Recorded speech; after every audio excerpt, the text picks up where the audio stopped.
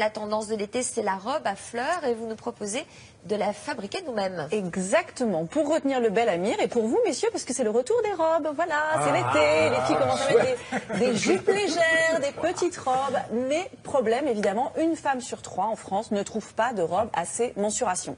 Donc l'intérêt, c'est de la faire soi-même, adaptée à sa morphologie. Et Laura nous propose une très jolie robe fleurie pour 2 silhouettes de charmantes jeunes femmes. Regardez.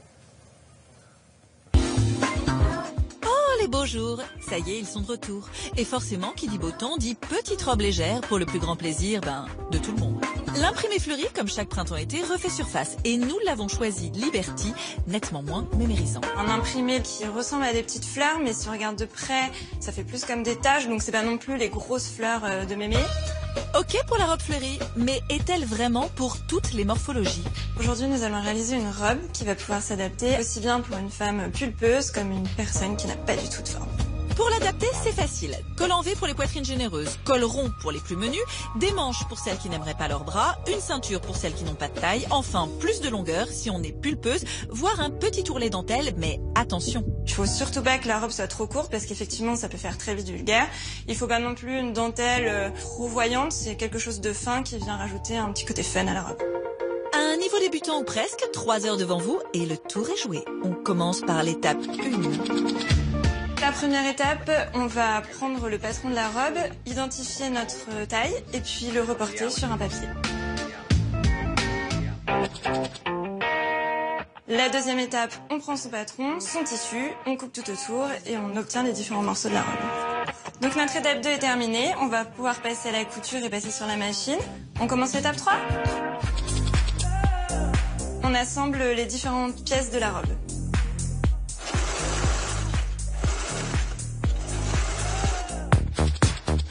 Quatrième étape, réalisation de la fermeture éclair et c'est un zip invisible aujourd'hui. Et vous aurez besoin de ceci, le pied de biche, fermeture invisible.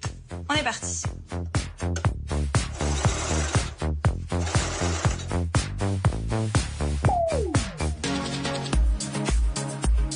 La dernière étape, les finitions au niveau de l'encolure et après notre petite dentelle.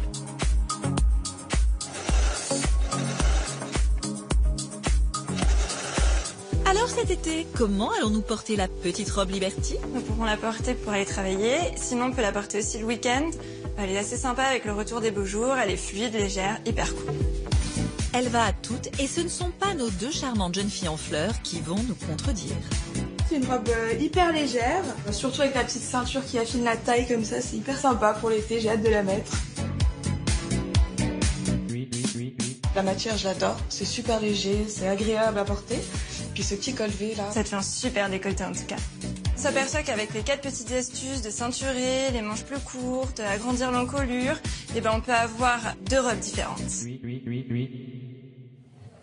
Alors, quelle morphologie pour quelle robe? Alors, là, ce qui était vraiment intéressant, c'est qu'on a 2 filles qui ont 2 morphologies très différentes et pour autant, les 2 robes fonctionnent très bien. Il suffit juste de les ajuster un tout petit peu. Alors, quand on a une morphologie en A, comme on a vu un peu dans le sujet, c'est-à-dire qu'on a un peu plus de fesses et de hanches et de cuisses, évidemment, il est préférable de porter une robe comme celle-ci, donc qui a été confectionnée par Laure des Ateliers des Coupons Saint-Pierre. On souligne la taille. Exactement, on va marquer la taille et elle est un petit peu, vous voyez, c'est ce qu'on appelle les jupes corolle, les jupes un petit peu ouvertes comme ça sur le côté qui permettent, ou trapèze, qui permettent tout simplement de camoufler un petit peu au niveau des hanches et des fesses. On peut mettre en avant un décolleté ou pas, selon si on aime sa poitrine et qu'on a envie de la montrer, parce que ça peut être très joli avec une poitrine généreuse. Et là, on va pouvoir adapter, si on a une morphologie en V, par exemple, au niveau des manches. C'est-à-dire que si on a beaucoup de buste, on va privilégier des manches qui soient un peu droites. La robe à pois, on en parlera la semaine prochaine, puisque c'est le retour de la tendance Dolce Vita aussi. Et cette robe-là, elle est un peu parfaite pour toutes les morphologies, puisque si vous êtes en H, vous allez pouvoir, donc pas de hanche du tout, vous avez une silhouette comme ça un peu à la Charlotte Gainsbourg, très androgyne, vous allez pouvoir la porter et dans ces cas-là, la ceinturer. Et si par contre vous êtes une morphologie un peu plus généreuse, n'est-ce pas Fred? Je vois que vous êtes très passionné par la robe à pois. On peut dans ces cas-là la porter, puisque pareil, elle est un petit peu évasée et elle est parfaite pour les silhouettes en V également, car ce sont de fines bretelles, donc le haut ne sera pas trop volumineux.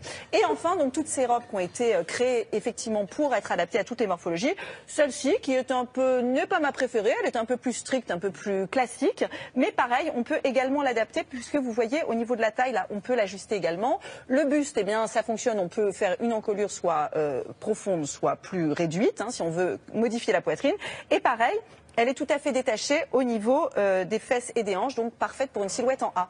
Toutes ces robes ont été choisies parce qu'elles sont très faciles à confectionner. Niveau débutant, 1 heure, 1 heure et demie, selon vos compétences en couture. Parfait, merci beaucoup Sophie.